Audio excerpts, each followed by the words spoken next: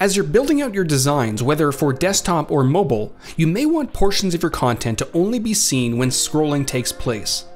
To make this happen, start by selecting one of your artboards and then pull down the handle at the very bottom. This will not only extend the screen vertically, but it will also set a viewport height as indicated by the blue handle to the left.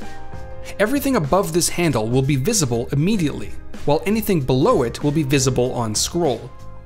If you'd like to change the viewport height, you can drag the handle up or down, or enter a specific value within the Properties Inspector.